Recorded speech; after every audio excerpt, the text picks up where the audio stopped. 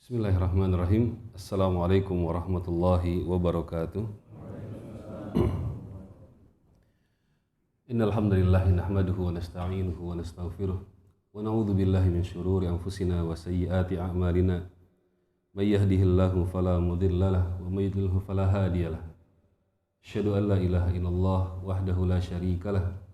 Asyhadu anna Muhammadan 'abduhu wa rasuluhu la nabiyya ba'dah.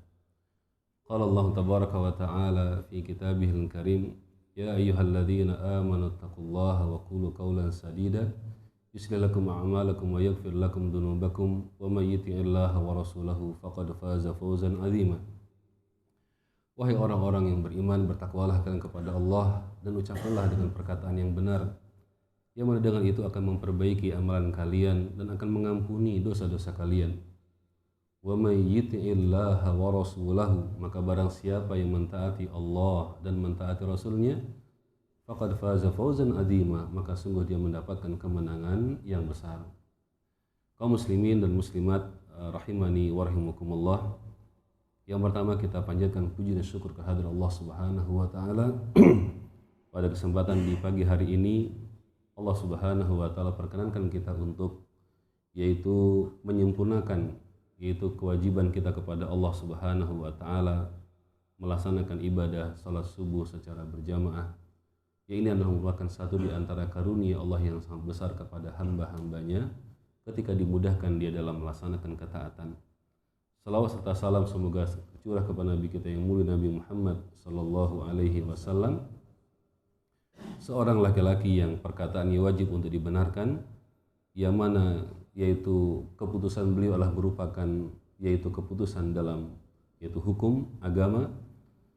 Berita yang datang dari beliau alaihi salatu wassalam adalah berita yang wajib untuk dibenarkan, dan segala larangan dari beliau alaihi salatu wassalam adalah merupakan hukum yang wajib untuk ditinggalkan. Pada kesempatan di pagi hari ini merupakan sebuah kebahagiaan bisa bermajlis bertemu dengan saudara kami kaum muslimin yang ada di sekitar masjid Nurul Amal di Ubud ini. Barakallahu fiikum. Semoga Allah kumpulkan kita pada hari ini dalam keadaan iman dan taqwa, dan Allah matikan kita dalam keadaan iman, dan Allah kumpulkan bersama dengan orang-orang yang beriman dan orang-orang yang saleh di hari kiamat kelak. Amin amin ya rabbal alamin. Ma'asyiral muslimin rahimani wa rahimakumullah. Insyaallah tema kita pada kesempatan di pagi hari ini adalah yaitu sebagaimana yang sudah disampaikan berkenan dengan satu di antara hal yang sangat besar di dalam din, di dalam agama kita ini, yaitu bahwa sesungguhnya agama adalah nasihat. Agama adalah nasihat. Dan ini ada berdasar dari hadis Nabi Shallallahu Alaihi Wasallam, yaitu dari Tamim Ad-Dari radhiyallahu anhu. Rasulullah alaihi salatu wassalam beliau pernah bersabda, ad-dinun nasihah, ad-dinun nasihah, ad-dinun nasihah, sampai 3 kali. Kemudian ada sahabat yang bertanya, ya Rasulullah, liman, untuk siapa ya Rasulullah? Nasihat itu untuk siapa? Ya. Kemudian Rasulullah alaihi salatu wassalam menjawab, lillahi wa li kitabihi wa li rasulihi ya wa li a'immatil muslimin wa 'ammatihim. Yang pertama adalah untuk Allah, untuk kitabnya, kemudian untuk rasulnya, para pemimpin kaum muslimin, dan seluruh umumnya kaum muslimin, warga kaum muslimin. Hadis ini merupakan hadis yang sahih dalam riwayat Imam Muslim dan juga para perawi hadis yang lainnya. Ma'asyiral muslimin rahimani wa rahimakumullah. Rasulullah alaihi salatu wassalam menerangkan bahwa agama adalah nasihat. Jadi seolah-olah ya, nasihat ini merupakan seperti kayak pembanding daripada agama, seolah sinonim daripada agama. Agama adalah nasihat. Ya. Dan ini ternyata nasihat itu berbeda antara maksud yang diinginkan oleh Nabi alaihi salatu wasallam dalam falsafah, yaitu bahasa Arab, dengan yang mungkin kita fahami dari sisi bahasa Indonesia. Kalau Indonesia mengatakan nasihat mungkin ya menegur, kemudian ya memberikan wejangan, ya, dan seterusnya. Ada penasihat di dalam bahasa Arab, khususnya dalam hal ini, memiliki makna yang lebih daripada itu. Karena apa? Dibandingkan dengan agama itu sendiri. Dibandingkan dengan agama adalah nasihat. Terus yang menarik jemaah kaum muslimin rahimani wa rahimakumullah,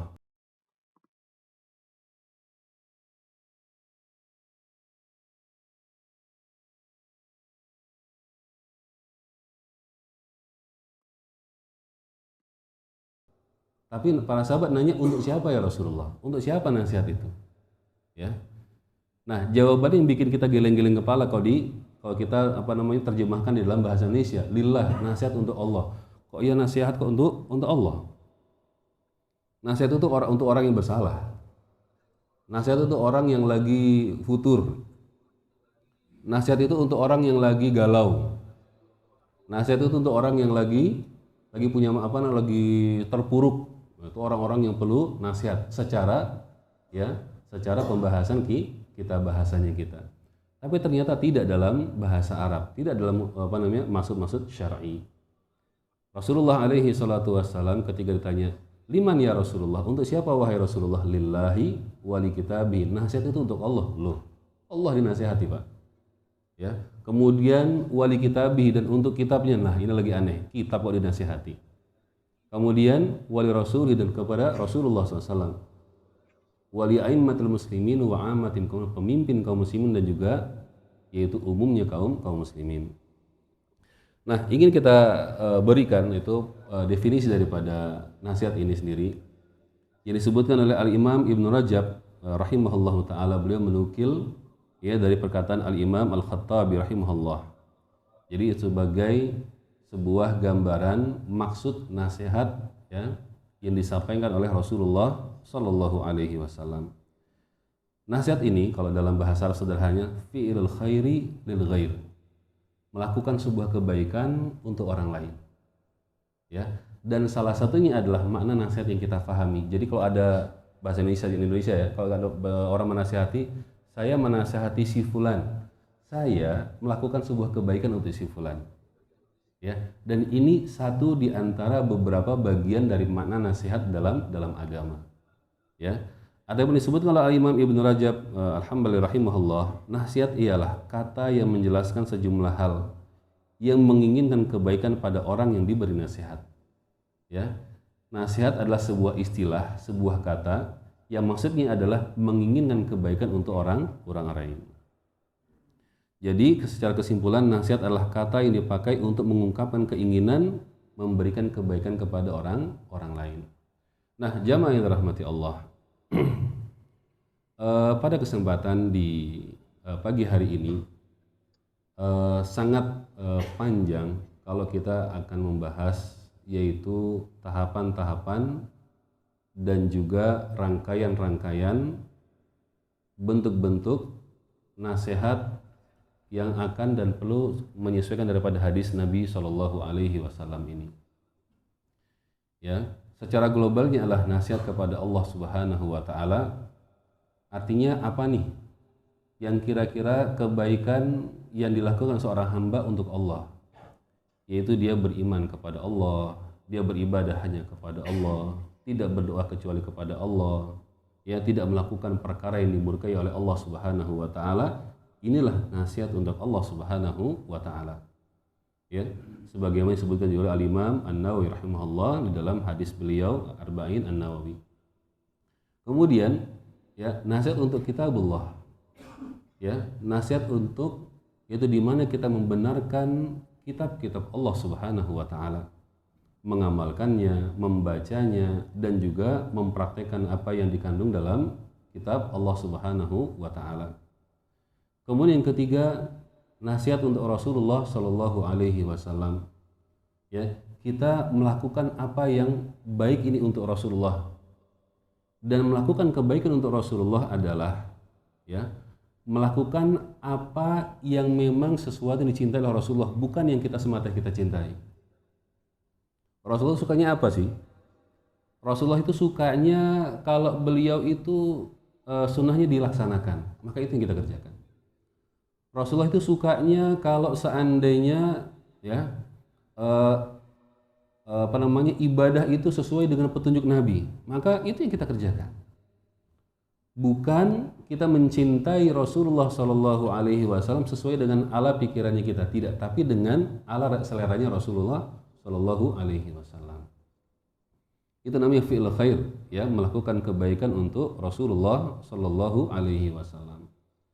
Kemudian nasihat kepada para pemimpin kaum muslimin, dan saat ini kita sekarang dalam posisi di mana ya mungkin akan banyak ya gejolak-gejolak yang akan dihadapi oleh kaum muslimin dari zaman ke zaman, maka Nabi alaihi salatu wasallam sudah memberikan rambu-rambunya ya untuk kepada para pemimpin kaum muslimin, maka berikanlah nasihat yang baik.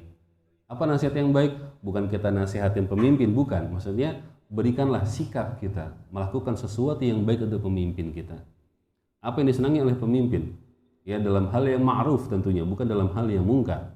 Ya dalam hal yang ma'ruf maka kita laksanakan, maka kita taati, ya sami'na wa ata'na fil ma'ruf. Kita mendengar dan kita taat selama dalam perkara yang ma'ruf.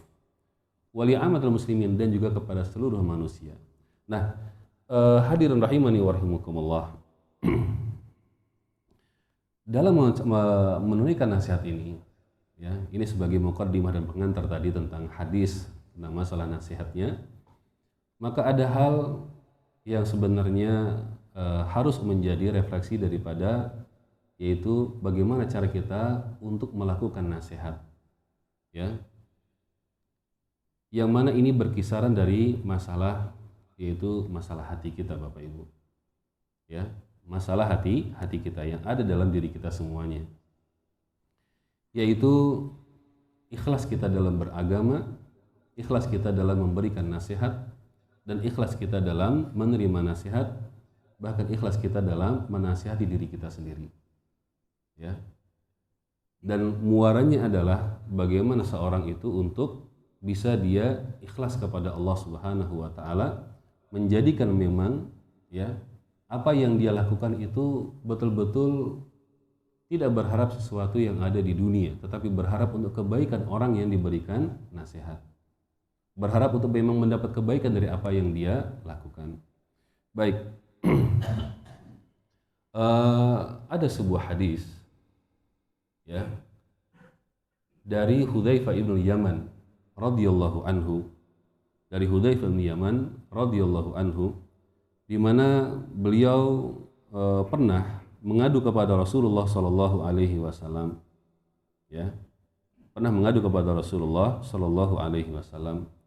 Syakautu ila Rasulillah sallallahu alaihi wasallam dharuba lisani.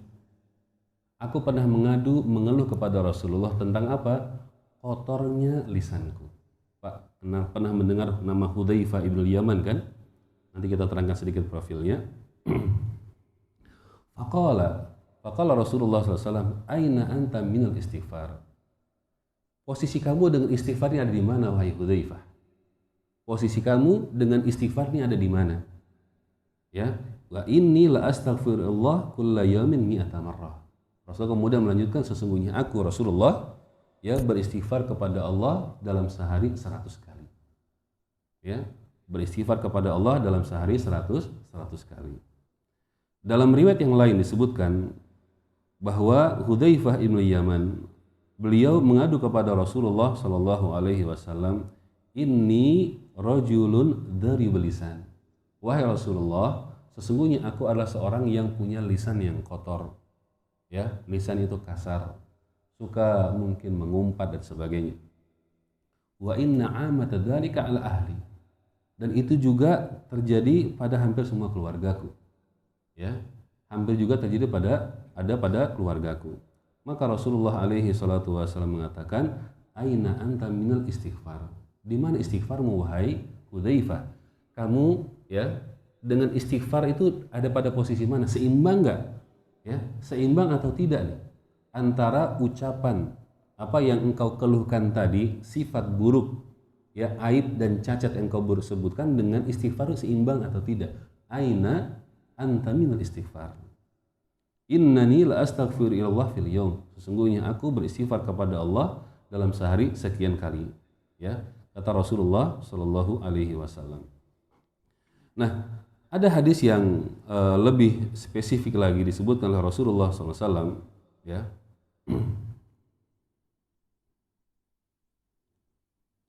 di mana beliau alaihi salatu wassalam beliau bersabda,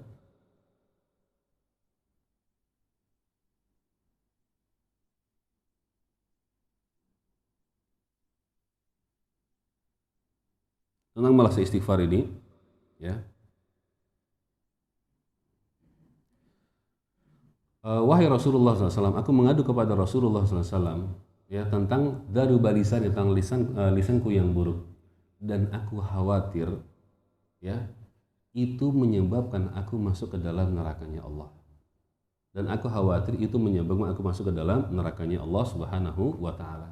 Baik, jamaah yang dirahmati Allah, sebelum kita bahas hadis ini, kita perlu ketahui dan kita sudah tahu bahwa Hudzaifah ibnu Yaman adalah seorang sahabat yang istimewa. Dia nggak main-main sahabat ini. Dia punya spesifikasi khusus. Ya, beliau dikatakan oleh para ulama sebagai sahibus sirri Rasulullah SAW. Orang yang menjadi pemegang rahasianya Rasulullah Shallallahu Alaihi Wasallam. Nah, pernah Rasulullah memberitahukan kepada Hudzaifah tentang seluruh nama-nama orang-orang munafikin yang ada di kota Madinah. Jadi Nabi itu setelah terjadinya perang Tabuk, ya, itu kan terjadi ada haditsul ifk, ada fitnah kepada Aisyah radhiyallahu anha. Kemudian ini memang luar biasa hadis ini. Peristiwa ini luar biasa. Sampai-sampai Nabi berpisah dari istri Aisyah hampir 140 hari. Ya, dari peristiwa, dari tuduhan terhadap Aisyah radhiyallahu anha.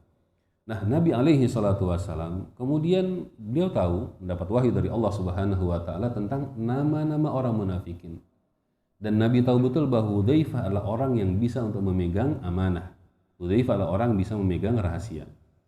Dan ini, ya, dan ini diketahui oleh para sahabat, ya. Sampai-sampai pernah Umar bin Khattab radhiyallahu anhu, beliau minta tolong betul sama Hudzaifah, wahai Hudzaifah, ya, apakah aku termasuk orang munafikin yang disebut oleh Rasulullah?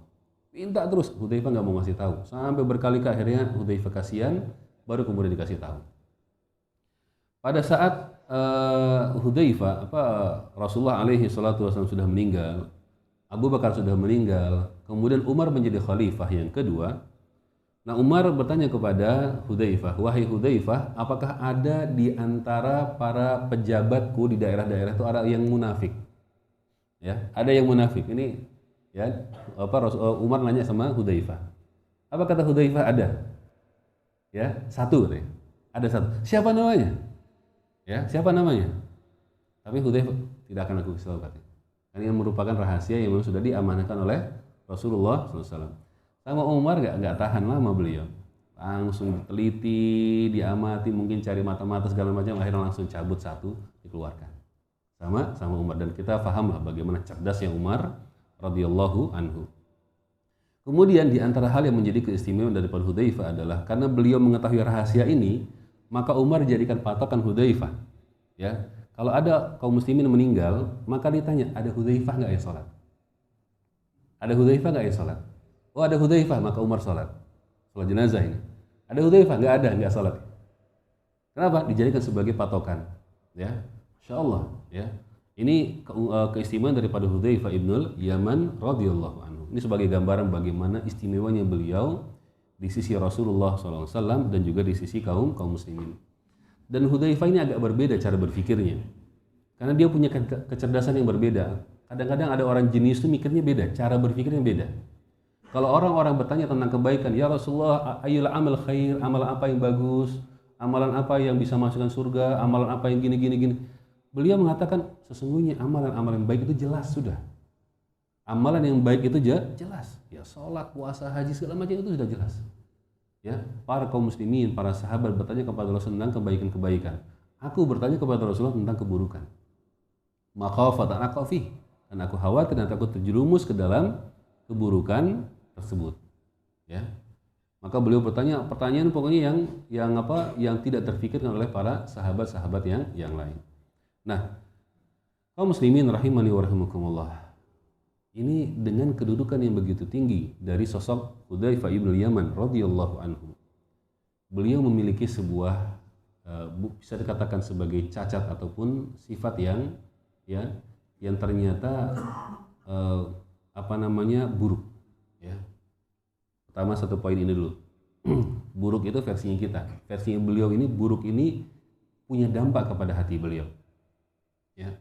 Itu apa? Daru balisani. Aku memiliki lisan yang kotor, kata Hudzaifah ketika beliau ngadu kepada Rasulullah Shallallahu Alaihi Wasallam. Maka jamaah yang dirahmati Allah, pesan ini, ya, keluhan ini ataupun curhatan ini dari Hudzaifah kepada Rasulullah Shallallahu Alaihi Wasallam adalah merupakan bagian dari bentuk orang-orang yang memiliki kekhawatiran besar akan dirinya. Dia tahu nih, dia sholatnya sudah bagus nih, insya Allah. Puasanya, ibadahnya sudah bagus mungkin. Tapi dia memiliki satu di antara hal-hal yang harusnya disempurnakan, ternyata dia belum bisa lengkapi. Dharu balisani, lisanku kotor ya Rasulullah. Dan aku khawatir bahwa dengan ini menyebabkan aku masuk ke dalam nerakanya Allah Subhanahu wa taala.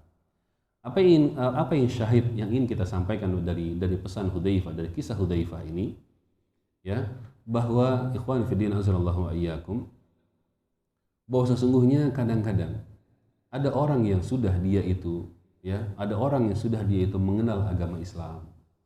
Ada orang yang baru saja masuk Islam. Ada orang yang dia sudah kenal dengan kebaikan sunnah, ya. Dia sudah hijrah dari yang tadinya bergelimang dengan maksiat, kemudian dia sekarang berusaha untuk belajar dalam kebaikan, dengan sunnah, dengan kajian-kajian sebagainya. Nah, yang baru saja berubah adalah mungkin ada yang berubah dari mulai pakaiannya dulu. Ada yang dia ketika mulai berubah itu dengan apa? Dengan ibadahnya dulu, ya. Karena dia merasa bahwa dia tergelincir dalam masalah ibadah yang salah, maka dia perbaiki ibadahnya dulu. Ada juga orang yang tergelincir dari masalah perolehan nafkahnya dulu. Mungkin tadinya dia profesinya adalah terkait dengan riba misalnya, kemudian dihijrah, ya, dari perkara yang buruk tadi dihijrah kepada pekerjaan yang halal. Nah, kadang-kadang, ya, dari serangkaian apa-apa yang sudah dia tinggalkan dari masa lalunya, masih ada yang tersisa, ya, masih ada yang belum dia sempurnakan, masih ada yang membekas dalam hatinya, masih ada yang menjadi sifat yang belum dia bisa untuk tinggalkan. Dan ini terkait dengan perintah Allah Subhanahu wa taala, ya ayyuhalladzina amanu udkhulu fis silmi kafah. Wahai orang yang beriman, masuklah ke dalam ajaran Islam dengan sempurna. Nah, contohnya pada saat perang Hunain.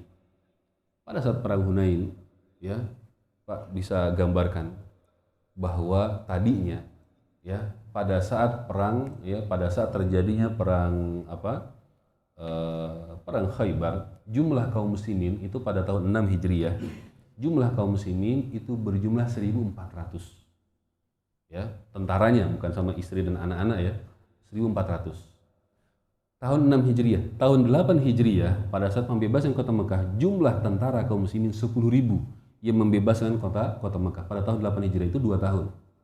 Ya, itu 2 tahun. Berarti nambahnya berapa dari 1.400 ke 10.000. Padahal dari awal dakwah Nabi sampai ke tahun 6 Hijriah itu berarti sekitar 13 tambah 6. Ya, 19 tahun. Itu hanya mendapat 1.400 saja kurang lebih yang tentaranya. Kan gitu.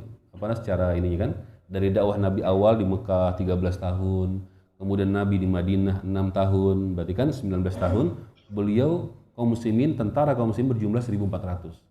Dari peristiwa Hudaybiyah, perang Khaybar, kemudian sampai pembebasan kota Mekah, itu berjumlah langsung melonjak 10.000 jumlah tentara kaum muslimin. Kemudian pada saat pembebasan kota Mekah, ya, berjalan kurang lebih sekitar 2 pekan sampai pada perang Hunain, ya, bulan Syawal tahun 8 Dzulhijjah, tahun 8 Hijriah juga, ya, melonjak menjadi 10.000 tambah 2.000, 12.000 untuk melawan pasukan Hawazin, ya, berjumlah 20.000 pasukan. Nah, pada perang itu terjadi, ada apa namanya jalan hijrah. Ada orang-orang Arab yang baru saja ditaklukkan, orang-orang Quraisy, para pembesar Quraisy, yang mana mereka baru saja ditaklukkan, ya, ditaklukkan tapi tidak dijadikan tawanan perang. Mereka dimerdekakan oleh Rasulullah SAW. Kemudian mereka pada saat menuju ke Hunain, ya, ke lembah Hunain untuk medan perang itu, melewati sebuah pohon namanya Dzatu Anwat. Melewati sebuah pohon namanya Dzatu Anwat. Apa itu Dzatu Anwat? Dzatu Anwat itu sebuah pohon yang dikeramatkan oleh orang-orang musyrikin dan tempat mereka untuk menggantung senjata-senjata mereka. Jadi kalau digantung di situ, itu nanti dapat apa, Pak? Dapat berisi katanya. Kalau kata orang kita apa? Ada bisa jadi apa namanya? Sakti, mandraguna, bisa jadi pusaka, bisa menjadi barang pusaka. Pokoknya diisi lah itu di pohon Dzatu Anwat itu.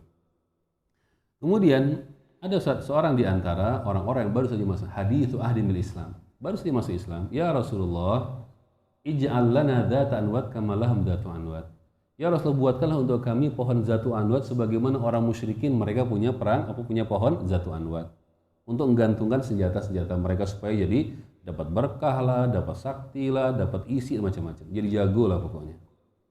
Kemudian Rasul bertakbir, Allahu Akbar, innaha sunan. Sungguh ini merupakan sebuah sunnah, sebuah kebiasaan, sebuah ucapan yang dulu juga pernah diucapkan oleh Bani Israel kepada Nabi Musa alaihi salam. Ya, di mana umat Bani Israel pernah minta kepada Nabi Musa, ya Musa, ij'al lana alihatan kama lahum alihah.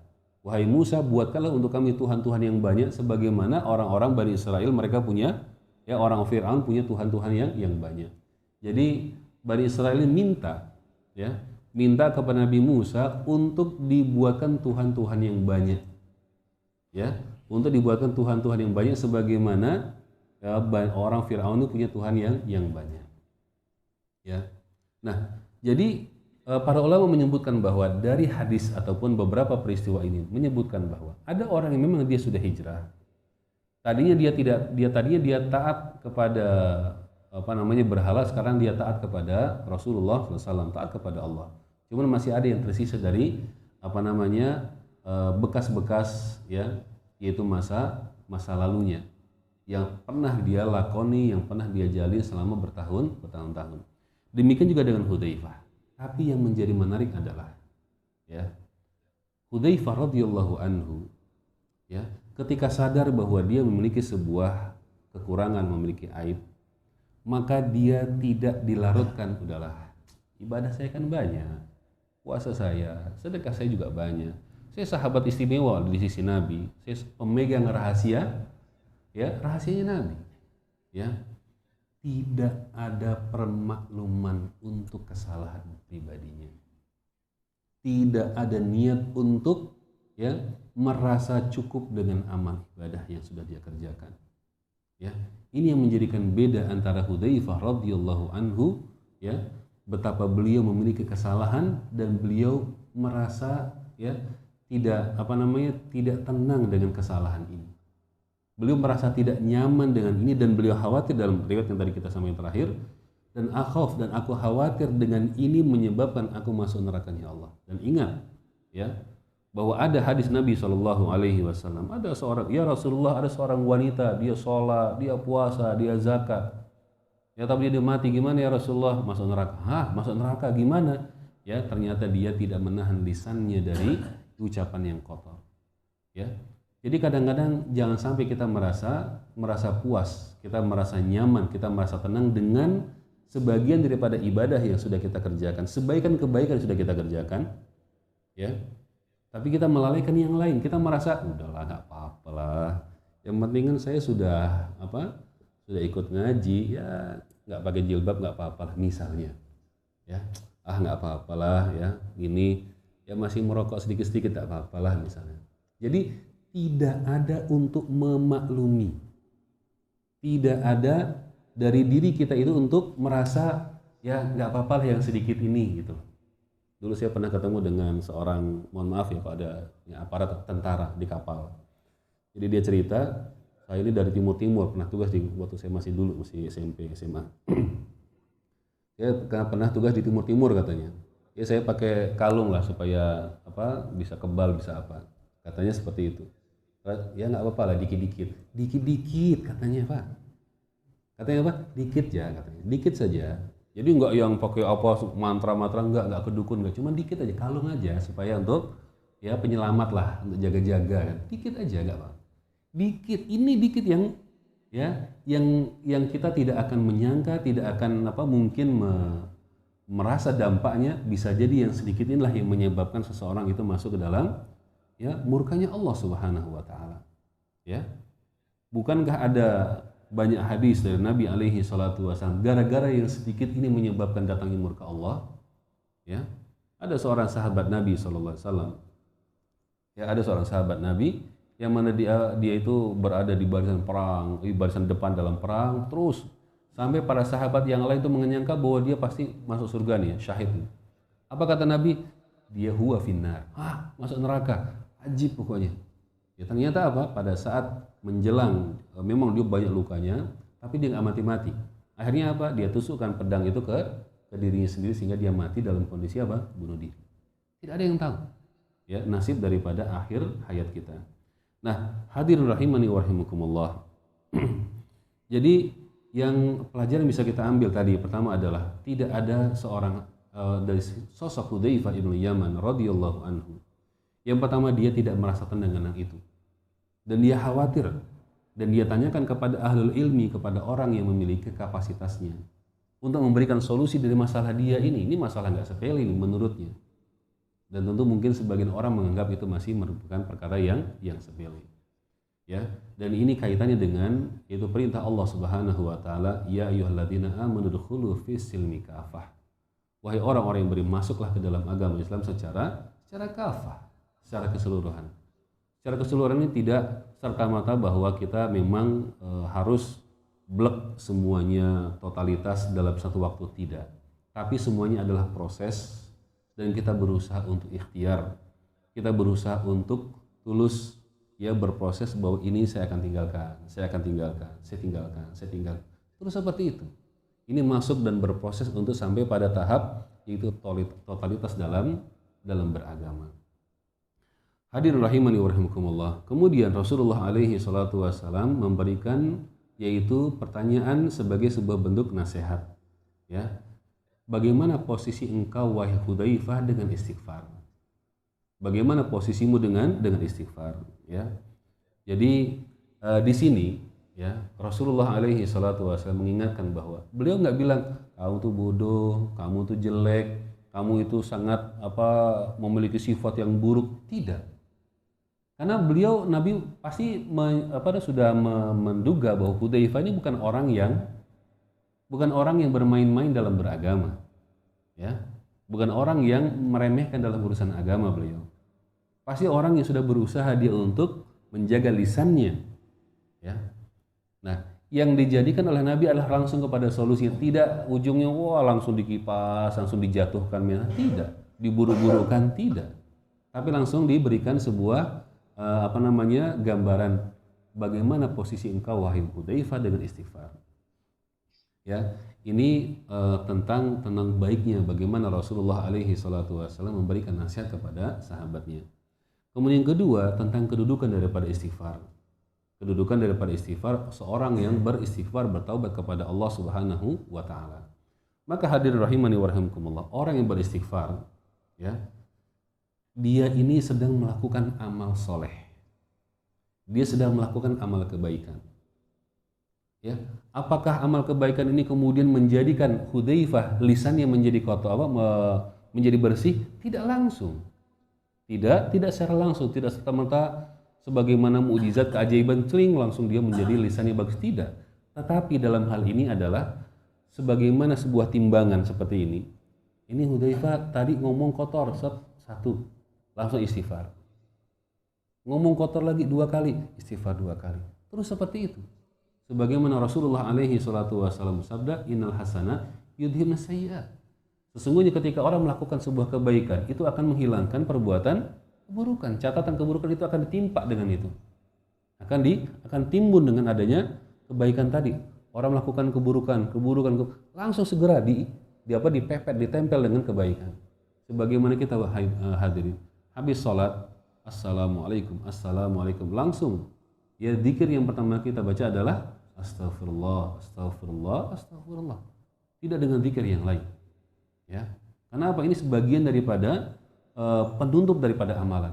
Sebagaimana kita dari majelis seperti ini, ya, kita membaca doa kafaratul majelis, dan majelis itu bukan hanya majelis taklim saja. Sebagaimana kalau ada di antara teman-teman ada majelis kopi misalnya. Majelis kopi itu duduk setengah jam ngapain? Ngobrol masalah bola, tiba-tiba belok ke politik, tiba-tiba belok ke wali kota, itu belok kemana? Main mana lagi misalnya. Ini tutup dengan doa kafaratul majelis. Karena apa? Mungkin ada kesalahan, terpleset lisan di situ. Ditutup dengan doa kafaratul majelis. Itu bagian daripada adab. Termasuk mungkin kita safar nih, kita safar rombongan misalnya. Ayo, kita safar mau jalan-jalan wisata misalnya. Atau jalan-jalan acara apa misalnya. Ya, dalam perjalanan itu nggak lepas Bapak Ibu. Ya, ada ucapan, ada perkataan yang mungkin menyinggung dari teman-teman kita dalam perjalanan. Tutup itu dengan doa kafaratul majelis. Pak, kita sekarang sudah selesai perjalanan 1 minggu, ya. Kemudian kita akan bubar ke rumah masing-masing. Kita tutup dengan doa kafaratul majelis, subhanakallahumma dan seterusnya. Kenapa? Ini sebagai penutup. Jadi pulang itu betul-betul apa bahasanya 00. Ya sudah kosong-kosong, udah free, tidak ada lagi hambatan, tidak lagi ada beban. Nah, kemudian hadirin rahimani wa rahimakumullah. Kemudian ini daripada pesan daripada istighfar itu sendiri. Ya, agar kita senantiasa menjaga istighfar ini dan berdasarkan dengan hadis Nabi SAW, bahkan Nabi beristighfar dalam sehari 100 kali, dalam riwayat yang lain lebih daripada 70 kali. Ya. Nah, pesan yang kedua berkenaan tentang nasihat, ya, yang tadi kita berusaha untuk ikhlas, ya, ketika kita memberikan nasihat, ketika kita menerima nasihat, ya, dan yang kedua adalah ketika seseorang mendapatkan sebuah pesan ataupun khitab syar'i, ya, ketika kita mendapatkan pesan syariat, ya, maka ketahuilah Bapak Ibu sekalian, ketika ada firman Allah, ketika ada hadis Nabi SAW, ya, yang kita dengar atau yang kita dapatkan, sekarang ini mulai banyak yang pesan-pesan itu dikirim via WA, via status atau via medsos misalnya segala macam. Ada pesan-pesan, ya. Kadang-kadang pesan itu berdasarkan hadis Nabi, kadang-kadang dari ayat-ayat Al-Quran. Bapak Ibu sekalian, ketahuilah bahwa sesungguhnya datangnya pesan-pesan itu bukan untuk orang lain. Tapi sadarilah bahwa pesan itu adalah untuk kita. Ini yang mahal, ini yang penting. Pesan itu Bapak Ibu, ini untuk kita, bukan untuk orang lain. Kadang-kadang kita ini misalnya, saya pernah kejadian di kota kami di Sambas di Kalimantan Barat. Jadi saya menyampaikan, memang pada waktu itu ada 2 kubu lagi gini lah pokoknya, lagi agak bergesekan. Kita menyampaikan, wah kita harus ikhlas, kita harus mengucapkan ramah tamah, pokoknya hal-hal yang ya biasalah orang memberikan kajian gitu kan. Nah, yang si A bilang, tuh dengar, ini nih untuk kamu, dia tuh ngomong seperti itu, ya. Yang kelompok si B gitu juga, tuh dengar tuh, semoga mereka mendapat hidayah katanya, semoga mereka mendapat ini, semoga mereka sadar, semoga mereka tobat. Enggak, nasihat ini Allah sampaikan, kayak kita hanya menyampaikan, ya, Allah berikan, Nabi Muhammad ini untuk kita semua, untuk semua yang hadir. Tidak untuk si A, tidak untuk si B. Kadang-kadang ada orang memberikan, ketika menerima sebuah nasihat, dia tidak tahu bahwa dirinya yang sedang ditujukan untuk memberikan nasihat. Tapi apa? Dia merasa bahwa nasihat untuk orang lain. Ya, dia langsung melihat kesalahan orang lain dan untuk dia. Dia nggak melihat bahwa dirinya lah yang memerlukan nasihat. Dia perlu nasihat. Baik. Saya ingin lebih dalam lagi dalam masalah ini.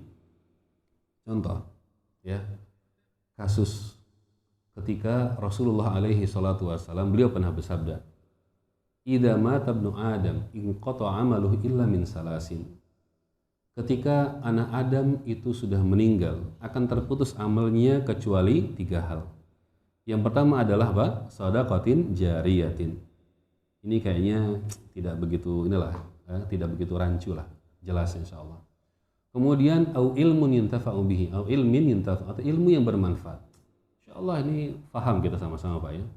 Au waladin sholihin yad'u lahu, atau anak yang soleh yang mendoakan kedua orang tuanya. Ini ada masalah ini hadis ini. Yang ketiga ini. Kira-kira masalahnya apa? Ya. Ketika berbicara awwala dan soleh yad'ulahu, atau anak yang soleh yang mendoakan kedua orang tuanya, kira-kira pesannya untuk siapa ini? Hah? Untuk siapa ini?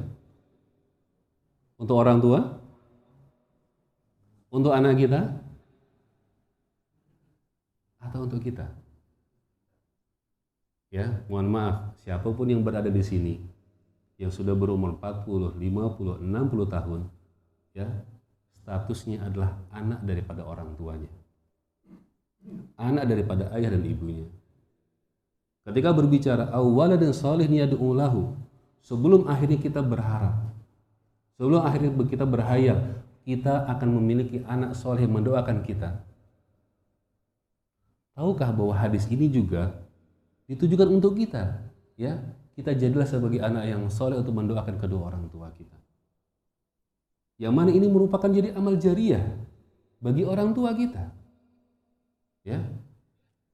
Fa inna auladakum min kasbikum, sesungguhnya anak-anak kalian adalah usaha kalian, adalah amal kalian. Ya. Karena orang tua bagaimana cara didik anaknya, bagaimana ngasuh anaknya, bagaimana untuk membimbing anaknya. Ya. Maka inilah yang kemudian nanti dia akan dapat bahkan ketika orang tua sudah meninggal. Nah, pertanyaannya, awwala dan solihin yad'u lahu. Jangan sampai ketika kita mendengarkan hadis ini, ya, kemudian kita timpakan ke siapa? Kepada anak kita. Anak, jadilah anak-anak yang soleh yang mendoakan kedua orang tuanya. Kita sudah mendoakan orang tua kita atau belum? Ya, sadarkah kita bahwa ini juga hadis ini ditujukan kepada kita? Ditujukan kepada kita untuk menjadi anak yang soleh bagi orang tua kita, ya, untuk mendoakan sesering-seringnya selama lisan ini masih bisa berucap, selama nafas ini masih bisa untuk digunakan. Kita berdoa untuk kebaikan orang tua kita. Kalau udah mati kita nggak bisa ngapa-ngapain, sudah nggak bisa lagi doakan untuk orang tua. Ya, ada hadis yang lain. Rasulullah alaihi salatu wasallam, ini lagi viral ini. Lagi viral. Rasulullah alaihi salatu wasallam beliau bersabda, dan hadisnya dihasan oleh Syekh Al-Albani rahimahullah, man qara'al Qur'an wa ta'allam wa 'amila bihi. Barang siapa yang membaca Al-Qur'an, kemudian mempelajarinya, kemudian mengamalkannya, wal bisa walidahu yaumul qiyamah tajan min nur. Maka kedua orang tuanya akan dipakaikan mahkota dari cahaya. Ya, yang mana cahayanya tersebut, ya, seperti cahaya matahari, ya, tajan min nur dauhu misla dawi syams, ya, sinarnya, benderangnya, kemilaunya seperti cahaya matahari. So, matahari silaunya kayak gimana, itulah, ya, nanti orang yang dia membaca Al-Quran, mempelajari, menghafalkan dan mengamalkannya. Kemudian wa yusawwidahu hallataini la takum lahu dunya. Kemudian kedua orang tuanya akan diberi 2 pakaian yang tidak bisa dinilai dengan dunia. Kemudian kedua orang tuanya bertanya, mengapa saya mendapat pakaian seperti ini? Lalu disampaikan kepadanya, disebabkan anakmu yang telah mengamalkan Al-Quran. Disebabkan karena anakmu yang telah mengamalkan Al-Quran. Hadir rahimani wa rahimakumullah. Kira-kira paham ya beloknya kemana, mau kita arahkan pembahasan ini? Ya, sekarang ini banyak hafid cilik gitu ya. Kemudian dengan ya bahasa-bahasa MC, betapa anaknya kemudian sudah hafal Al-Quran, kemudian nanti ya mendapatkan motivasi untuk supaya dia nanti akan menyematkan mahkota dari cahaya kepada orang tuanya, dan nanti ada haru biru di panggung dan sebagainya, gitu kan, seperti itu. Hadirin rahimani wa rahimakumullah. Tidakkah kita juga pingin memberikan kepada orang tua kita mahkota daripada cahaya. Tidakkah kita merasa bahwa hadis ini juga sebenarnya tertuju untuk kita? Ya, bahwa kita ini berusaha untuk membaca Al-Quran, menghafalkannya, dan mengamalkannya. Kemudian kita nantinya kita yang akan menjadi aktornya ini. Aktor apa? Aktor yang nantinya akan mengalungkan, akan menyematkan mahkota cahaya pada kedua orang tua, kepada ayah dan ibu kita. Jadi bukan semata-mata, gampang lah nanti anak saya didik, gitu kan? Saya suruh hafal Quran, ya kayak saya Musa misalnya, kayak maaf seperti itu. Kemudian nanti saya pondokkan ke tahfidz, wah hafal 30 juz dengan motivasi A, B, C dan seterusnya.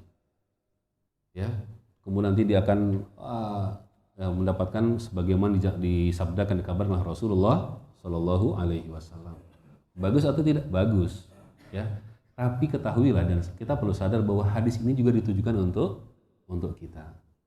Ya, jangan dibelokkan Pak. Yang wah hadis ini masya Allah untuk ada bahasa anak. Wah kita ini sebagai orang tua nih, anak itu langsung identik kepada siapa? Wah anak kita berarti. Langsung dibelokkan kepada anak kita atau anak-anak dan seterusnya. Padahal ya yang namanya anak itu adalah ya anak keturunan dari orang tuanya. Kita juga statusnya adalah anak. Kita juga statusnya adalah anak dan kita dan khitab dan pesan syar'i ini ditujukan juga kepada kita. Maaf apapun kondisi orang tua kita. Maaf apabila bahkan orang tua kita mungkin kondisinya maksiatkah, jauh dari agamakah, jauh dari kebaikankah, mungkin dia pemabuk mungkin selama tidak kesyirikan ya. Kalau kita sudah wafat ya. Tapi kalau misalnya masih hidup, walaupun dalam kondisi lain agama tetap didoakan kebaikan bagi mereka. Semoga Allah berikan hidayah dan seterusnya. Artinya apa? Ya, bagaimanapun kondisi orang tua kita, maka wajib bagi seorang anak untuk punya porsi untuk doa-doa yang terbaik dan sikap-sikap terbaik kepada kedua orang tuanya. Dan ini hadirin rahimani wa rahimakumullah, bagian daripada ad-dinun nasihat. Agama adalah nasihat. Fi'il khairil ghair, yaitu seorang melakukan kebaikan untuk orang lain. Maka yang ingin kita pesankan, yang kita sampaikan pada kesempatan di pagi hari ini adalah betapa agama ini agama yang sangat indah. Agama yang sempurna yang Allah Subhanahu wa taala berikan ya sebagai karunia kepada hamba-hambanya, sebagai rambu-rambu, sebagai aturan, sebagai dustur, sebagai konun. Yang apabila seorang menjalankannya, seorang mentaatinya, maka terbuka baginya segala kebaikan. Terbuka baginya segala kebaikan. Dan agama ini memberikan kepada masing-masing di antara setiap person hambanya dengan tingkatan masing-masing hak dan kewajibannya. Tapi ketika berbicara tentang satu person, maka bicarakan tentang kewajiban, tidak mutlak untuk berbicara tentang masalah hak. Misalnya suami istri, nah, kita berbicara masalah suami, wahai suami, ini kewajiban Anda, 1, 2, 3, 4, 5. Maka jika kita melaksanakan kewajiban kita, insya Allah akan mendapatkan hak kita. Tidak mendapat hak kita di dunia, insya Allah mendapat hak kita di akhirat. Selesai. Wahai para wanita, wahai para ibu, wahai para ummahat, ya, sebagai seorang wanita Anda punya kewajiban A, B, C, 1, 2, 3, 4, 5 dan seterusnya. Ya. Kemudian ya, apabila engkau melaksanakan kewajibanmu, ya, maka terpenuhilah tuntutanmu. Dan insya Allah insya Allah engkau akan mendapatkan hakmu. Ya. Tapi ternyata ada yang malang dia, tidak nasib baik dia bahasanya. Dapatkan suami yang tidak memenuhi kewajiban kepada istrinya misalnya. Sabar, ya. Semoga Allah akan memberikan hakmu di akhirat kelak. Seperti itu dan ini yang menyebabkan hati seorang mukmin dan mukmin itu berlapang dada dengan ya segala yang menimpa mereka di dunia. Karena urusan orang-orang mukmin itu selalu baik. Idza asabatas saraa syakara fa kana khairul lah. Ketika mendapat kebaikan dia bersyukur. Maka itu baik bagi dia. Ketika dia mendapat sesuatu yang berat, maka dia bersabar dan itu juga baik bagi dia. Karena dapat pahala juga orang yang bersabar itu. Ya. Kemudian tadi tentang masalah nasihat, bahwa nasihat ini adalah ya tentang bagaimana kita ini ketika sudah berada di jalan hijrah, ketika kita berada di jalan kebaikan, maka berusahalah untuk tidak memaklumi apa yang kurang dari diri kita. Ya. Jangan meminta agar kita dimaklumi, ya. Jangan kita berusaha untuk minta dimaklumi. Lihat bagaimana Hudzaifah, beliau tetap khawatir. Saya ibadah sudah bagus, bla bla bla. Saya kurang dari lisan saya kotor. Lisannya ada yang kurang, ya. Dia bertanya kepada Rasulullah SAW dan khawatir betul gara-gara ini yang bisa menyebabkan kita masuk neraka nanti. Ya, di akhirat kelak. Seharusnya kita juga punya hal seperti itu. Waduh, jangan-jangan saya ini udah apa ya, kok masalah tetangga ini kok masih belum bisa bagus. Berusaha, jangan-jangan gara-gara tetangga ini menyebabkan saya masuk neraka nanti. Saya sudah bagus dalam masalah ini, tapi saya masalah dagang muamalah masih kurang bagus. Jangan-jangan ini yang menyebabkan saya masuk neraka nanti. Oh, saya kok dengan ini semua bagus, tapi saya buruk dengan istri saya nih. Ya, saya kok kumpul sama teman berjam-jam. Saya kok kumpul sama teman-teman klub, ya, klub apa, klub renang, klub macam-macam itu bisa berjam-jam. Saya kok sama istri, wah, ngomongnya apa tidak bisa manis misalnya. Ya. Kalau dengan teman-teman bisa, wah pokoknya bisa ramah, bisa hebat. Tapi dengan istri, ya, dengan orang di rumah, wah pokoknya pokoknya udah kayak apa, istri udah kayak musuh bebuyutan sudah. Ya. Jadi yang seperti ini harusnya seorang hamba itu dia aware, dia waspada. Waduh, jangan-jangan ini terpelesetnya saya di sini. Ya. Terpeleset saya di sini. Agama sholat udah berusaha bagus, pakaian sudah diusahakan bagus, ya. Kemudian ibadah sudah diusahakan bagus, tapi muamalah dengan istri, wah kacau balau. Sama dengan istri, ya wanita, dia sudah bagus ini, tapi baktinya kepada suaminya dia masih lemah, masih kurang, masih suka bantah, masih suka apa. Ini hati-hati, jangan-jangan, ya takutlah kita, ya khawatirlah kita, jangan-jangan ini menyebabkan kita tergelincir nanti, ya seperti itu. Sebagaimana khawatir Hudzaifah bin Yaman, dan ini menjadi sebuah ibrah yang sangat luar biasa. Ya, kemudian kedua tadi tentang bagaimana seorang muslim ketika mendapat nasihat, sadarilah bahwa nasihat itu semua nasihat untuk kebaikan kita, ya. Jangan kita belokkan untuk orang lain, untuk anak kita dan sebagainya. Jadi beban yang lain, kita sendiri malah yang penting anak saya tidak seperti saya. Pokoknya saya mungkin pemabuk lah, tapi anak saya jangan. Nggak boleh kayak gitu. Ya, jangan kayak gitu. Kalau memang kita sudah sadar ini ada kekurangan, perbaiki segera. Selalu ada rasa takut. Kalau memang belum bisa diperbaiki, mohon maaf, ada orang yang berat betul diperbaiki. Imbangi dengan apa tadi? Istighfar. Imbangi dengan istighfar. Walaupun ternyata sifat ini belum bisa hilang, sifat ini belum langsung bisa langsung dikikis, tapi dengan istighfar itu bisa menjadi sebuah rem bagi kita. Astagfirullah. Hati ini akan membatu terus selama 10 tahun beristighfar, gara-gara salah istighfar. Tak akan membatu terus. Insya Allah hati ini yang keras pun insya Allah akan dilunakkan oleh Allah Subhanahu wa Ta'ala. Baik, hadirin rahimani wa rahimakumullah, ya. Ini adalah beberapa hal yang mungkin sekelumit dari apa hasanah dari satu hadis Nabi SAW berkenaan dengan hadis yang mulia, agama kita yang sempurna, ad-dinun nasihah, agama adalah nasihat, ya. Dan tentu jika yang menyampaikan adalah apabila disampaikan lebih teliti, maka ini mencakup banyak sekali perkara-perkara dan pokok-pokok dalam masalah agama. Ya, bahkan rukun Islam, rukun iman yang masuk semua di sini.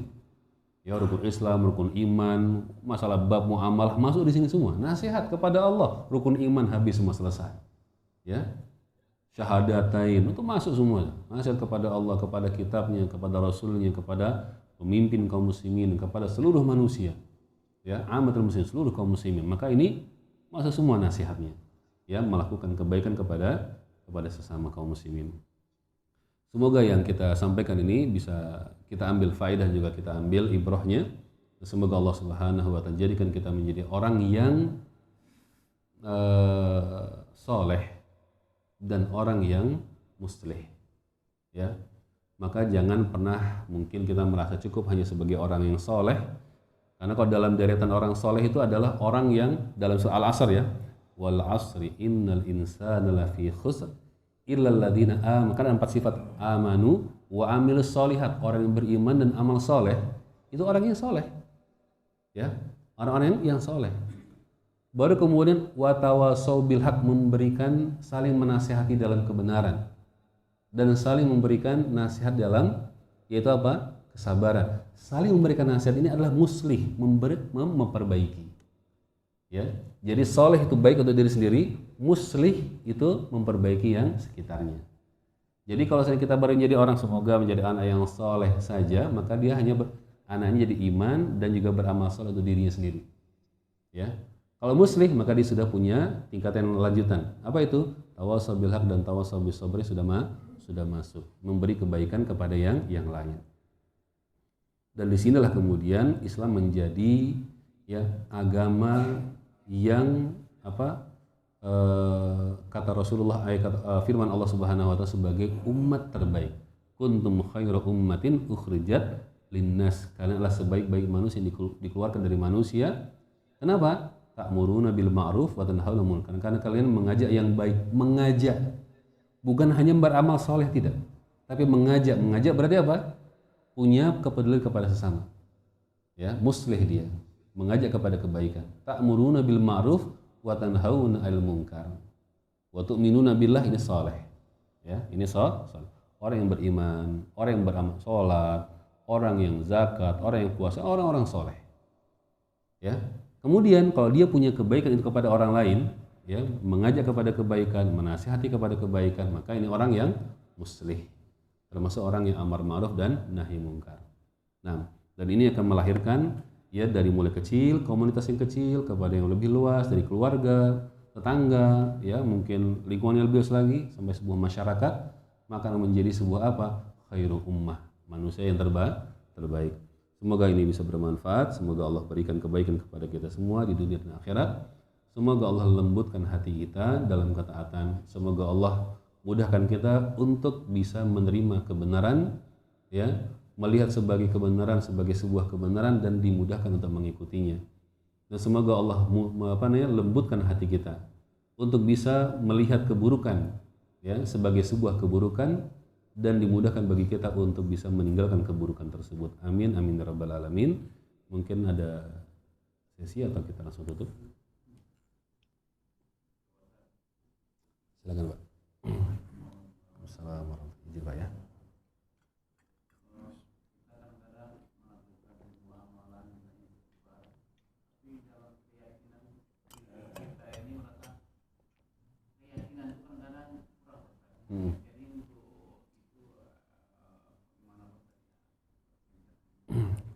Baik, hadirin rahimani wa rahimakumullah. Kadang lisan kita mengucapkan istighfar, tapi hati kita tidak menyertainya. Hal ini satu di antara kondisi hati kita yang memang dimaklumi. Betapa sibuknya hati kita dengan dunia, betapa sibuknya hati kita dengan berbagai kepentingan, sehingga lisan kita beristighfar, hati kita tidak menyertainya. Dan ini jangan dijadikan sebagai alasan untuk meninggalkan istighfar. Mulailah dengan amalan lisan. Ya, mulai dengan amalan lisan sehingga itu menjadi sebuah zikir rutin kita. Yang kita berharap itu menjadi pemberat timbangan nanti pada hari kiamat kelak. Walaupun hati belum menyertai, enggak masalah. Mulai dulu. Ya, mulai dulu. Nanti istighfar itu akan terasa, ya. Baru akan terasa kalau misalnya kita lagi naik perahu, ada ombak yang tinggi, wow, kayak gini-gini, jungkir balik, itu istighfarnya itu betul tulus ikhlas sudah. Lagi naik pesawat terbang, ya ada turbulensi, ya sayap sebelah kiri patah misalnya, saya lagi safar nih Pak, jangan ceritain gitu ya, yang lain. Misalnya lagi apa gitu ya, kapal bocor atau apa, kemudian panik, kondisinya luar biasa, kita nanti insya Allah semua orang yang dalam penumpang itu Allahu Akbar, itu baru titik nol itu kata ya, titik nol di mana orang betul-betul baru sadar dia lemah dan dia butuh zat maha perkasa yang menolong dia. Baru dia ingat itu mungkin ribuan riwayat kesalahan, kekhilafan, catatan rekaman dosa-dosa. Waduh, saya pernah ini, saya hutang ini belum selesai, aduh saya ini, Allahu Akbar, itu baru ingat semua. Ya, nanti akan ada sesi seperti itu. Atau ada sesi ketika orang sedang terpuruk, orang sedang dalam kondisi sedih dan sebagainya, baru dia kemudian akan ingat. Dan itu memang salah satu di antara ya tingkatan-tingkatan hati kita. Maka gak apa-apa, dimulai dengan lisan dulu. Dengan lisan yang rutin, semoga ini akan menjadi sebuah wasilah dan pintu hati nantinya akan mengikuti. Ya, jangan sampai gara-gara ngapain cuman lisan doang, ya kan? Hati nggak bisa mengikuti, sia-sia. Jangan, mulai dulu dengan apa yang kita mampu. Sebagaimana sekarang kita hijrah, dimulai dengan apa yang kita mampu dulu kan. ya kan? Kita hijrahnya mulai dari apa nih? Mulai dari misalnya sholat dulu deh, ya sholatnya gimana? Dulu kita kalau sholat itu mungkin tidak begitu hirau dengan sutroh misalnya. Sekarang kita sudah mana tiang ya, mana dindingnya, kan sudah mulai seperti cara berpikirnya nih. Dulu kan mungkin sebelum kita kenal ini mungkin kita sholat sembarangan aja, pokoknya ada apa saja, ada space kosong, bahkan kalau perlu kita tiang itu di belakang kita sholat, ya enggak? Supaya apa? Assalamualaikum, assalamualaikum, langsung bersandar, wah nyaman gitu kan. Kalau sekarang kan enggak. Ketika mau sholat yang jadi pertanyaan kita adalah cari pembatas dulu untuk sholat kita. Seperti itu, beda sudah cara berpikirnya, ya. Mungkin baru itu dulu, yang lain masih menyusul bertahap pelan-pelan. Saya masih lisan saya kurang nih, ini saya kurang, tanggung jawab saya kurang, ini masih kurang, pelan semuanya nanti akan dicicil, ya. Semuanya perlu bertahap. Bahkan para sahabat Nabi alaihi wassalam itu untuk meninggalkan khamar itu 13 tahun dakwahnya, ya. Umar bin Khattab baru masuk Islam di Mekah tuh masih minum khamar itu, sampai hijrah ke Madinah masih minum khamar, ya, masih minum khamar karena memang bertahap, ya. Dan demikianlah Allah turunkan Al-Quran secara bertahap, karena memang hati manusia juga perlu untuk proses dalam rangka untuk proses hijrah mereka. Tidak masalah, tetap berusaha, ikhtiar, dimulai dengan lisan, insya Allah nanti akan menarik, hati kita juga akan terikut. Yang penting jangan sampai di itu, wah kamu nggak hafal niat sholat ya, nggak usah sholat deh, wah itu repot. Bagaimana yang mampu itu kerjakan, seperti itu. Allahu a'lam bishawab. Mana dulu? Silakan Pak. Nah.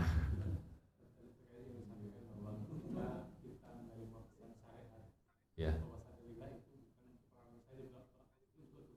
Baik.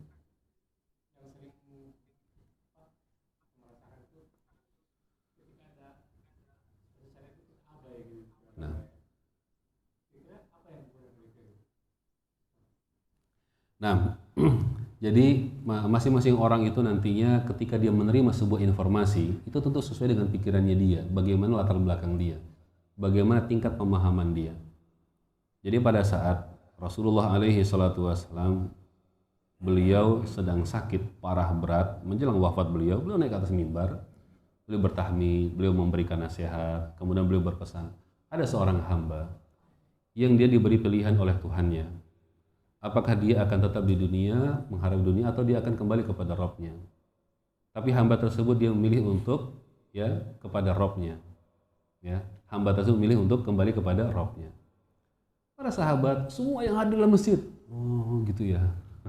Apa? Oh gitu. Abu Bakar As-Siddiq nangis luar biasa. Nangis beliau. Para sahabat ini, kenapa Abu Bakar kok nangis? Kan biasa. Ada seorang hamba, ya kan?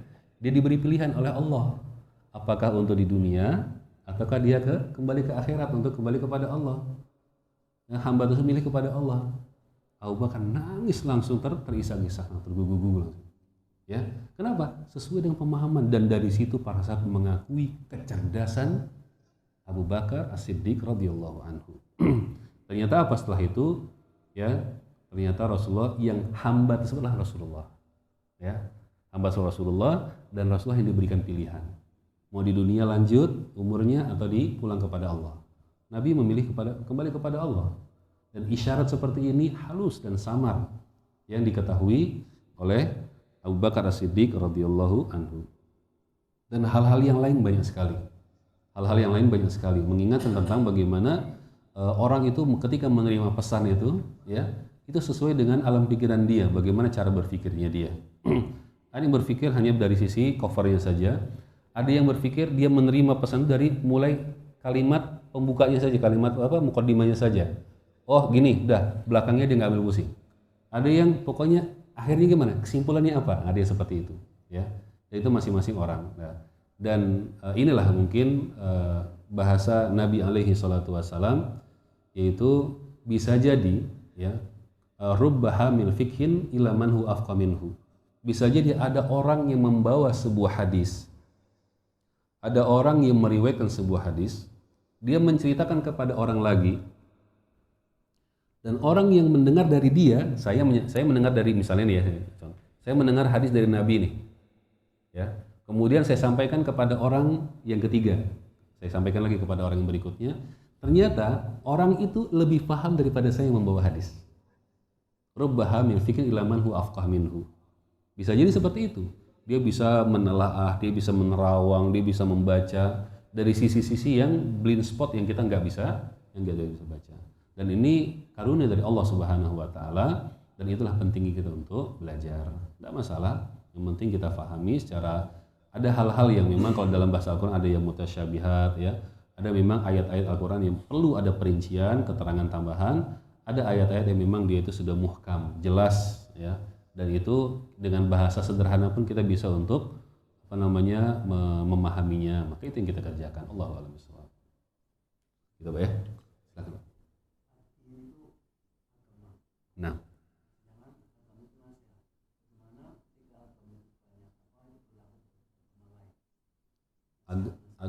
Agama lain. Baik, ketika dikatakan ad-dinun nasihah, agama adalah nasihat. Yang dimaksud di sini adalah, anggap din ini kita ganti. Islam adalah nasihat. Karena yang menyampaikan adalah Rasulullah sebagai nabinya Islam, ya, maka dikatakan di sini ad-dinun nasihah. Jadi kalau Al-Imam Ibnu Rajab Al-Hambali dalam hadis Arba'in menyebutkan beberapa di antara tafsir daripada hadis ini, di antaranya adalah, jadi kalau seandainya dikatakan agama adalah nasihat, sedangkan yang dimaksud adalah agama Islam, berarti seolah-olah Nabi ingin memberikan gambaran kepada umat ini bahwa Islam adalah nasihat. Ya, Islam, semua ajaran Islam itu adalah isinya adalah nasihat. Nah, seperti itu. Jadi yang maksud di sini ad-din adalah agama Islam, tidak untuk agama yang lain, tidak untuk agama yang lain. Allahu a'lam.